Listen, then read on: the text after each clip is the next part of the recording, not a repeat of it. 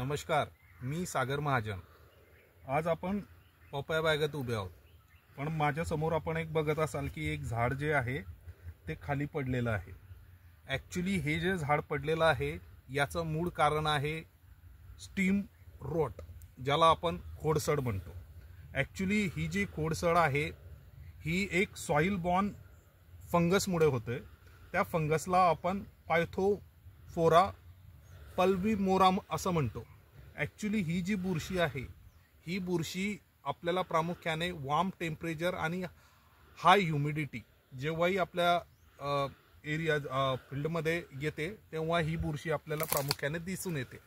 आणि दुसरं कारण म्हणजे की ही जी बुरशी आहे ही बुरशी प्रामुख्याने अशा ठिकाणी येते की जिथे वॉटर लॉगिंग कंडिशन आहे, म्हणजे पाणी साचून राहते आहे। तुमची ठिबकची जी नळी आहे त्याचं जर डायरेक्ट तुमचं जे पाणी आहे ते जर खोडावरती जात असेल तरी तुम्हाला हा प्रॉब्लेम येऊ शकतो।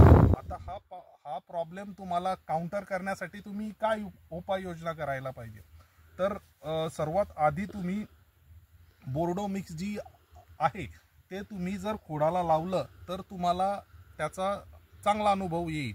दुसरी गोष्ट, तुम्ही रोका वापरू शकता, कॉपर ऑक्झीक्लोराइड वापरू शकतात किंवा मेन्कोझिन वापरू शकता। याच्या व्यतिरिक्त तुम्हाला जर जैविक घटकांची मदत घ्यायची असेल तर तुम्ही ट्रायकोडर्मा विरिडी वापरू शकता, साधारण 1 ते 2 किलो प्रति एकर।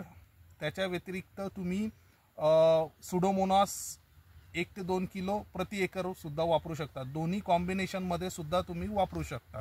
अशा हे सर्व केल्यानंतर तुम्हाला बऱ्यापैकी तुमच्या स्टीम बोर्ड किंवा खोड कुजावरती तुम्हाला चांगला तिच्यावरती सोल्युशन भेटू शकतं। धन्यवाद।